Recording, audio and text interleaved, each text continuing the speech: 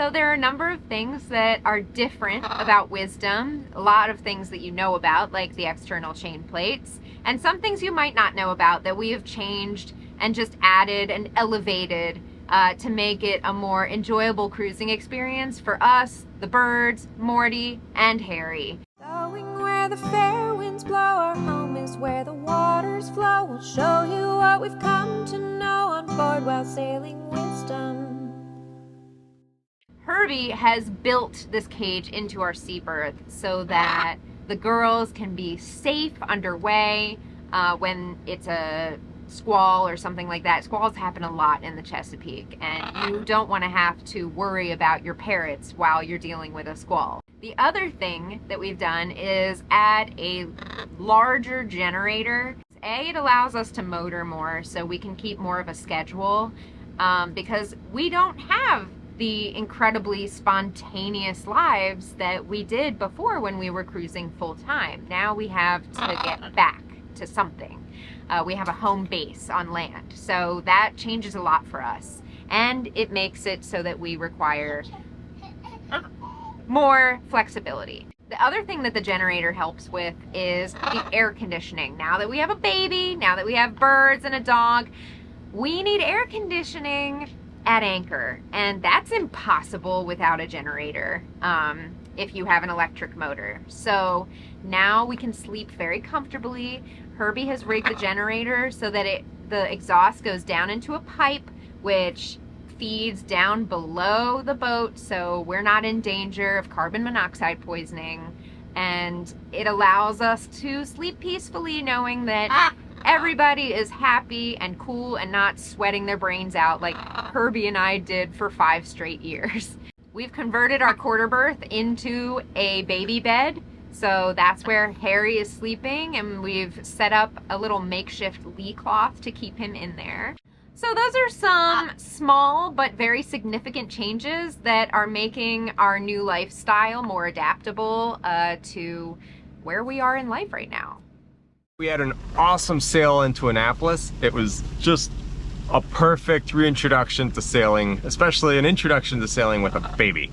Now that we're here, we ate, we slept, we're refreshed, and now it's raining. So since it's raining, I'm just gonna tackle some boat cleaning projects since we have tons of water for the deck and tons of water everywhere. So I'm just gonna go around my swimsuit and get everything all cleaned up the way it should be. Okay, here's a mystery for you guys. When we're in the Azores, we had this rust line that ran down the transom, or ran across the transom, and I could not get it to stop rusting. So when we're in the Azores and we were repainting the boat, I took a grinder and I just buried the disc as deep as it would go into the transom, like into that rust line, looking for the metal fitting that's rusting in there.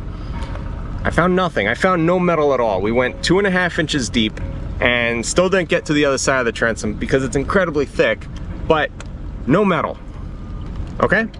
So we patch it, we fill it in, we paint again, everything's good, and here we are once again. The rust, it's back, and it's just this line that runs right across the back of the transom.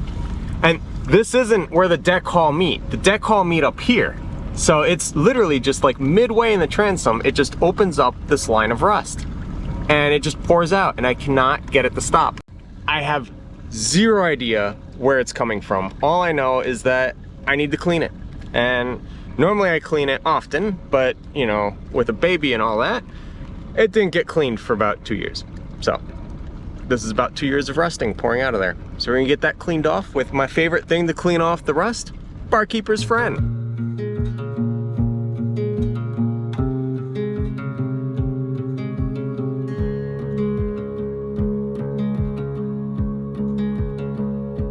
Question I get asked everywhere is, why on earth do we have a hoe on our boat? Because boats and hoes go together.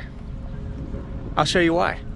So everyone's always trying to clean barnacles off their boat, and they're worried about cutting their hands on the barnacles because their hands are so close to the scrapers. So they use fancy gloves and all this mess. But here's another idea. Don't have your hands near the barnacle. So a hoe is a good blade at an angle that's like perfect for scraping the barnacles off on a long pole. So you're far away, you actually don't even need to get in the water. You can do it mostly all from the dinghy. It depends how deep your keel goes. And that's it. It's really easy, and you just start at the bow and work your way all the way to the back. You can feel, when you're knocking barnacles off, you feel them clicking off. When it feels smooth and clean, you're good.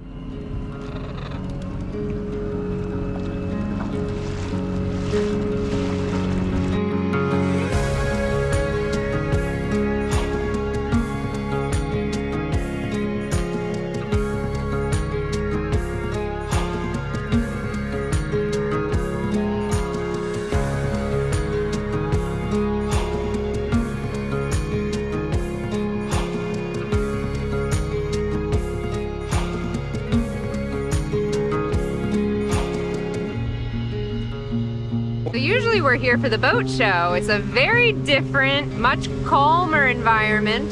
Very beautiful, cute town. We love coming here by boat, and we don't do it often enough, so I'm excited to do it more in the future. We're just taking a walk. It's raining, but the animals and we had to get off the boat. So here we are, just doing our thing in the rain. Hi, Maddie. Off we go.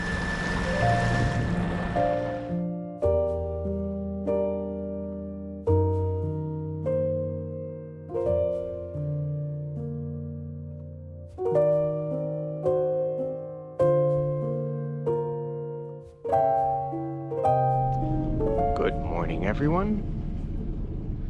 So our cap shrouds have settled in, gotten into place, and now they're just a little on the slack side. So it's really early, and I'm just gonna real quietly get those tightened up, and then we'll be ready to leave here. Right now, the way I know that they're not at the appropriate tension is the aft lower is the loosest. Good. Forward lower, pretty tight. Cap shroud, looser than the forward lower. That's not right. It should go tightest, less tight, loosest. So, being how it's not in that order, we're gonna put them in that order.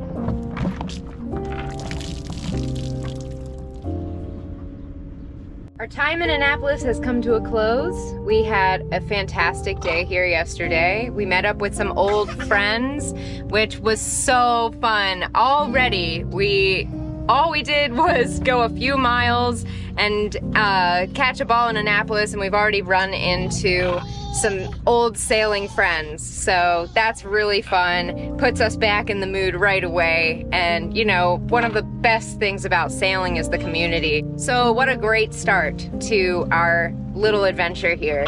We are now headed to Deale. We're going to Herrington Harbor North. We're going to visit our friend Greg, and Windpuff is there as well. So we'll give him a little visit. I haven't seen Windpuff in a long time. So we're really excited for today's sail. It's overcast. We don't really know quite what to expect, but we're hoping to get those sails up and get going. Are we free? We're free.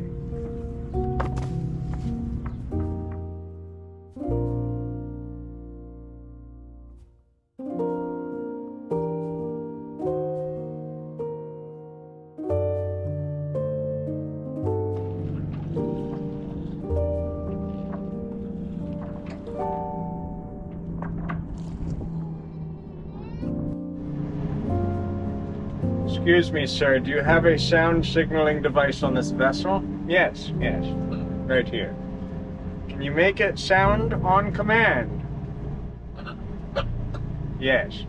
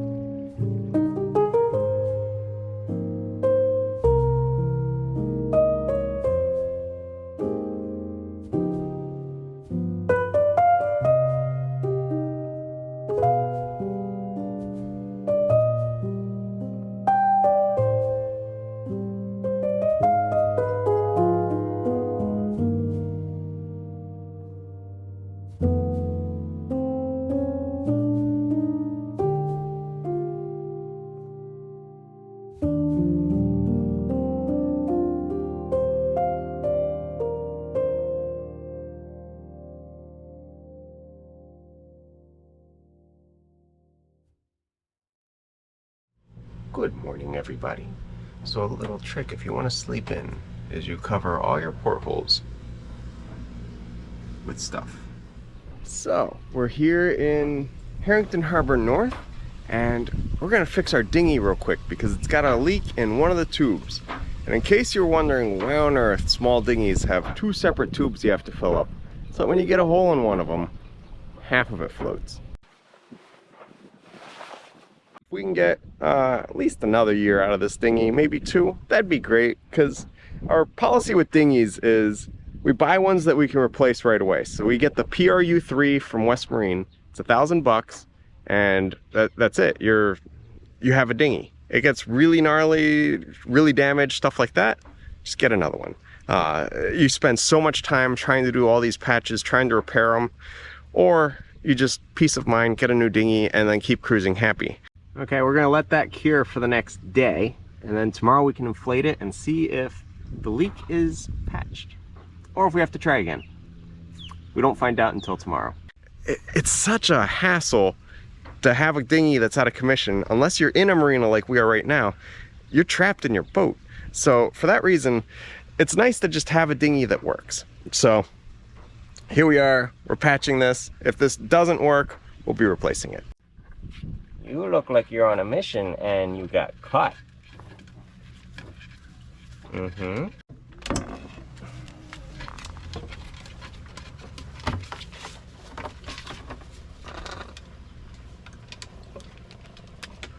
Morning. Hey, you mind if I take a picture? Oh, yeah, no, you're good, you're good. I'm doing that myself. That's awesome, man. Yeah.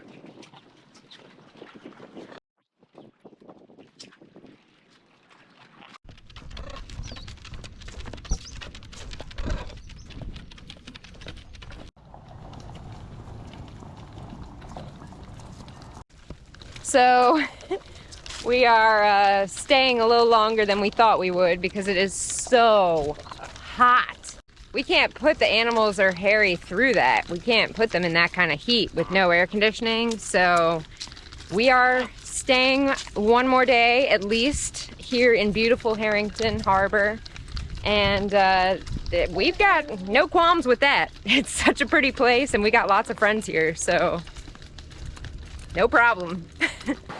Thanks for watching this episode of Sailing Wisdom. Don't forget to like the video, share it with your friends, and hit subscribe so you don't miss the next Rigging Doctor episode.